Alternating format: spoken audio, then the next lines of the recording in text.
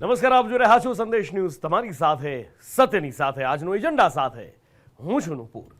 આજે વાત કરવી છે આજનો એજન્ડામાં સૌથી પહેલા મધ્યમ વર્ગના એક મોટા સપનાને રોળાતું જોવાની। કદાચ તમને લાગશે કે આ પહેલી જ વાત આવી, પણ હકીકત છે અને એ કદાચ હવે બદલી શકાય એવું પણ નથી, કારણ કે આપણું મધ્યમ વર્ગનું સૌથી મોટું કોઈ સપનું હોય તો એ છે પોતાનું ઘર ખરીદવાનું, ઘરનું ઘર। પણ હવે લાગે છે કે આ ઘરનું સપનું ખૂબ મોંઘું પડવાનું છે, કદાચ સામાન્ય માણસની પકડની બહાર જતું રહેવાનું છે, કારણ કે સરકારે જંત્રીના દરમાં વધારો કર્યો છે। વધારો પણ એટલો કે એને બમણો 3 ગણો કરી દેવામાં આવ્યો છે, જેના કારણે ગુજરાતમાં પ્રોપર્ટીના ભાવ આસમાને પહોંચશે। મકાન બનાવવા કે જમીન ખરીદવી હવે મોંઘી પડી જશે અને એના જ વિરોધમાં રાજ્યભરમાં બિલ્ડર એસોસિએશન, બિલ્ડર લોબીએ વિરોધ શરૂ કર્યો છે। ત્યારે આ જંત્રીની જંજાળ શું છે અને એની કેટલી અસર મારા તમારા સપના પર પડે છે, સૌથી પહેલા એ જુઓ। રાજ્યભરમાં થઈ રહેલો આ વિરોધ જંત્રીનો છે। બિલ્ડર એસોસિએશન અને ખેડૂતો દ્વારા રાજકોટ અને વડોદરા સહિતના શહેરોમાં તેનો વિરોધ કરવામાં આવી રહ્યો છે, પરંતુ આખરે આ જંત્રીની જફા છે શું, જેને સમજવા પહેલા જંત્રી એટલે શું તે સમજવું પડશે। જંત્રી એટલે રાજ્ય સરકાર દ્વારા નક્કી કરવામાં આવતું લેન્ડ વેલ્યુ સર્ટિફિકેટ। જંત્રી એટલે જમીન કે કોઈ પણ પ્રોપર્ટીના ખરીદ વેચાણ માટે સરકાર દ્વારા નિર્ધારિત કરવામાં આવેલા લઘુત્તમ ભાવ। જંત્રીના ભાવથી કોઈ પણ પ્રોપર્ટીનો દસ્તાવેજ કરતી વખતે તમારે કેટલી સ્ટેમ્પ ડ્યુટી અને કેટલો રજિસ્ટ્રેશન ચાર્જ ચૂકવવો એ નક્કી કરવામાં મદદ મળે છે। અન્ય રાજ્યોમાં તેને સર્કલ રેટ તરીકે ઓળખવામાં આવે છે।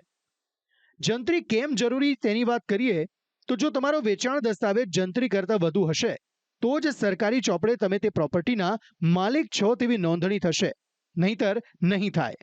રૂપાણી સરકારના કાર્યકાળમાં 2019માં જંત્રીના દરોમાં સુધારો કરવાનો નિર્ણય કરાયો હતો, પરંતુ રાજકીય દબાણોના કારણે તેઓ નિર્ણય લઈ શક્યા નહોતા। એ સમયે મહેસૂલ અને શહેરી વિભાગ વિકાસે 2011ની જંત્રીના દરોમાં 20 થી 40% વધારો સૂચવ્યો હતો। હવે તે સૂચવેલો વધારો સુધારા સાથે 1 એપ્રિલ 2025થી અમલી બનશે, જેના કારણે ગુજરાતમાં પ્રોપર્ટીના ભાવ વધી જશે। મકાન બનાવવા કે જમીન ખરીદવી મોંઘી બની જશે, પરંતુ એકાએક થયેલો વધારો કેટલીક તકલીફો ઊભી કરે તેમ છે। રિયલ એસ્ટેટ ક્ષેત્રમાં નવા બાંધકામ થશે નહીં। મકાન ખરીદી ચૂકેલા લોકોને સ્ટેમ્પ ડ્યુટી વધારે ભરવી પડશે। નવા મકાનોના ભાવમાં 35 થી 40% વધારો થશે। તો 30 અને 70નો જે ઓપન સિક્રેટ જેવો રેશિયો છે, આમ કહેવા માટે બધું જ આપણે વ્હાઇટ એન્ડ વ્હાઇટ કહીએ છીએ, પણ જો કાળું નાણું સૌથી વધુ સંગ્રહિત થતું હોય તો એ રિયલ એસ્ટેટ અને જમીન મકાનના ધંધામાં થતું હોય એવું આપણે ત્યાં બહુ સ્વાભાવિક છે। હવે નવી જંત્રીના જે દર છે એના કારણે મોટાભાગે એવું બનવાનું કે આ જે બ્લેક એન્ડ વ્હાઇટનો રેશિયો છે એ ઓલમોસ્ટ એમાં ક્યાંક ને ક્યાંક જે કાળું નાણું છે અથવા તો જે કેશનો જે વ્યવહાર છે એમાં અસર પહોંચવાની છે। સ્વાભાવિક છે, આ બંને બાબતોની અસર બિલ્ડરો ઉપર પડે, કોન્ટ્રાક્ટર ઉપર પડે અને લેનાર ગ્રાહક ઉપર તો પડવાની જ છે। એટલે બિલ્ડરો અત્યારથી જ પાણી પેલા પાળ બાંધવા માંડ્યા છે। ચાલુ પ્રોજેક્ટમાં બિલ્ડરો અને લોકો વચ્ચે વાદ વિવાદ થશે। જંત્રી વધારા પાછળ સરકારનો તર્ક છે કે છેલ્લા કેટલાક વર્ષોથી એટલે કે 2011થી જંત્રીના દરોમાં વધારો કરાયો નથી, જેના કારણે આ વધારો જંગી લાગી રહ્યો છે, પરંતુ આ વધારો જંગી નથી। મહત્વનું છે કે રાજ્ય સરકારે 1.5 વર્ષ સુધી સર્વે અને સ્થળ અને પરિસ્થિતિ જોયા બાદ 20 નવેમ્બર 2024ના રોજ સૂચિત જંત્રી દર બહાર પાડ્યો છે, જે સંદર્ભે સરકારે વાંધા અરજીની સમય મર્યાદા 1 માસ આપી છે, જેની સામે બિલ્ડરોનો આરોપ છે કે સરકાર પોતે રિવ્યૂ કરવા 1.5 વર્ષ લે છે અને પ્રજાને 1 મહિનો આપે છે। બિલ્ડરોએ 31 માર્ચ 2025 સુધીનો વાંધા અરજી માટે સમય માંગ્યો છે। તો હવે રાજ્યની બિલ્ડર લોબીએ જંત્રી સામે મોરચો જ ખોલી દીધો છે। બિલ્ડર એસોસિએશને બહુમાળી ભવનથી કલેક્ટર કચેરી સુધી રેલી યોજી હતી, જેમાં મોટી સંખ્યામાં બિલ્ડરો અને સાઇટ પર કામ કરનારા ઉમટ્યા હતા। કે જંત્રીનો જે ભાવ વધારો કર્યો છે લગભગ 4 ગણાથી માંડીને 15 થી 20 ગણા સુધીનો વધારો છે, જે અસહ્ય છે, જે આ બાંધકામ ઉદ્યોગને મરણતોડ ફટકો પાડશે અને સાથોસાથ મિલકતો ખૂબ મોંઘી થશે। ફોન થકી અમે સરકારને સમજાવવા માંગીએ છીએ કે બાંધકામ ઉદ્યોગ તો ઠીક, બાંધકામ ઉદ્યોગ સંલગ્ન જેટલા ઉદ્યોગ છે એ પણ બધા બંધ પડ્યા છે। છેલ્લા 8 મહિનાથી આ કોર્પસમાં બિલ્ડિંગ પ્લાન મંજૂર થતા નથી, કમ્પ્લીશન આવતા નથી। 15 મીટરની નીચે હાઇટ એટલે ઓનલાઈન જે છે એ જ મંજૂર કરવામાં આવે છે। 11 જાતના જુદા જુદા પરિપત્રો કરવા કર્યા, એના હિસાબથી બધું કામકાજ અટકી ગયું છે। ફાયર વાયરનોસી મળતા નથી. એટલે ઘણા બધા મુદ્દા લઈને અમે આજે મૌન રેલીનું આયોજન કર્યું છે. તો આવી જ વડોદરામાં પણ બિલ્ડર એસોસિએશન અને ખેડૂતો દ્વારા વિરોધ પ્રદર્શન યોજવામાં આવ્યું હતું. સયાજીનગર ગૃહથી કલેક્ટર કચેરી સુધી રેલી યોજવામાં આવી હતી. એક જ વિનંતી લઈને નીકળ્યા છીએ કે ભાઈ અમે તો વચ્ચેના ટ્રેડર છીએ, મોંઘું મળશે તો મોંઘું વેચશું, પણ અમે પ્રજાનો અવાજ લઈને નીકળ્યા છીએ. પ્રજાનો અવાજ સાંભળે સરકાર. અને જ્યારે જ્યારે પણ આવી વિસંગતતા ઊભી થઈ છે, મને યાદ છે કે 2011માં પણ હું ક્રેડાઈમાં હતો અને ત્યારે પણ હું ઓફિસ બેરર્સ હતો. તો એ સમયે અમે જલદ આંદોલન કર્યું હતું અને સરકારે 50% જંત્રી ઘટાડો કર્યો હતો.